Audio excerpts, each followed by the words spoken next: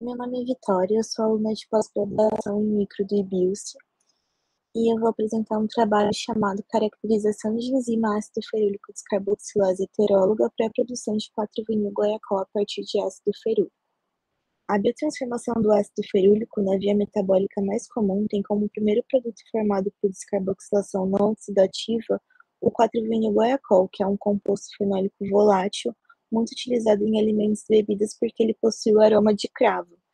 E ele também tem um limiar de detecção extremamente baixo, então ele resulta em um aroma bastante persistente mesmo em baixas concentrações.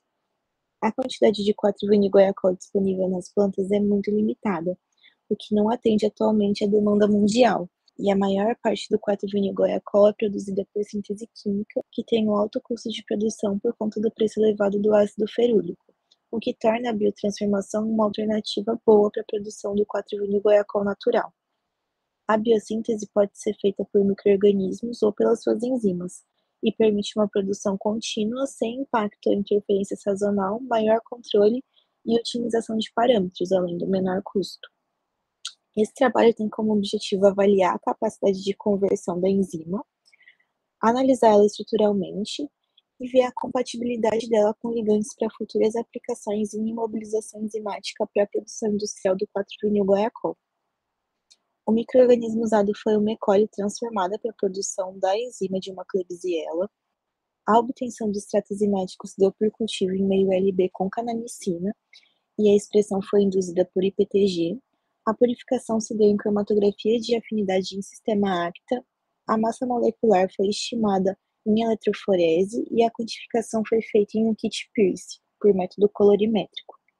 A atividade enzimática era analisada fazendo ensaios, nas quais era utilizada uma solução de 300 ppm de ácido ferúlico e então 50 microlitros de solução enzimática ou de enzima pura ou extrato bruto, ambas em pH 5,5 e 40 graus Celsius.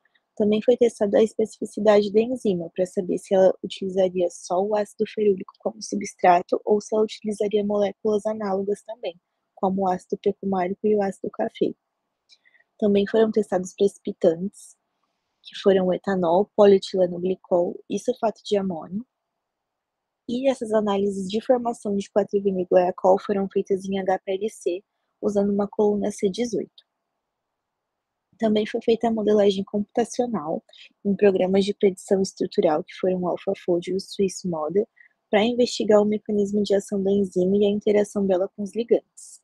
Também foi feita espectroscopia de fluorescência, realizando um teste de supressão da enzima por glutaraldeído. Nos resultados, a gente tem uma similaridade na quantidade de produção de 4-vinil-guaiacol, tanto no extrato bruto quanto na enzima pura.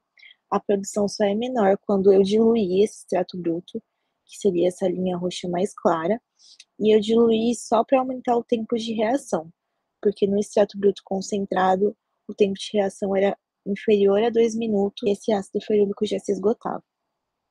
Nos precipitantes, a gente tem que o sulfato de amônio foi melhor tanto para enzima pura quanto para o extrato bruto. No extrato bruto, ele foi melhor em todas as concentrações, e para a enzima pura, a concentração de 50% foi a que rendeu maior produção de 4-vinil-guaiacol. A biologia estrutural ela é importante para a gente entender a função de uma enzima e investigar o mecanismo de ação dela e a interação dela com os ligantes.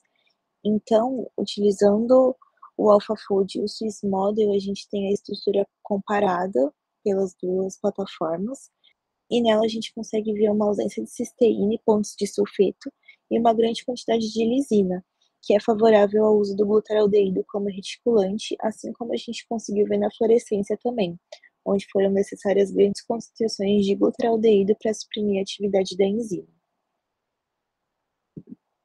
A confiabilidade dos modelos foi confirmada por diversos testes e também foi gerado um modelo por homologia a partir de uma base de dados de sequências disponíveis.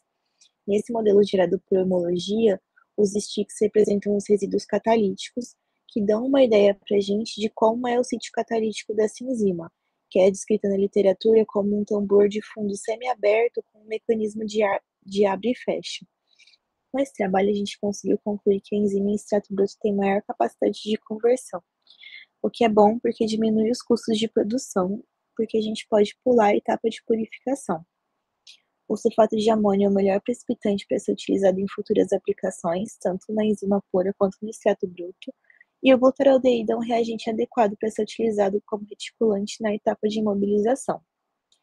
Depois da fase de imobilização, a enzima vai ser testada quanto à sua atividade em solução de ácido ferúlico pura e também no líquor, que vai ser obtido através da biomassa lignocelulósica, nesse caso de cana-de-açúcar.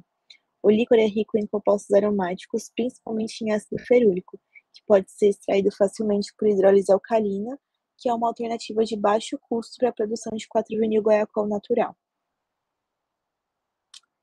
É isso, obrigada, gente, até mais. Qualquer dúvida pode mandar no meu e-mail, que tá aqui nesse último slide.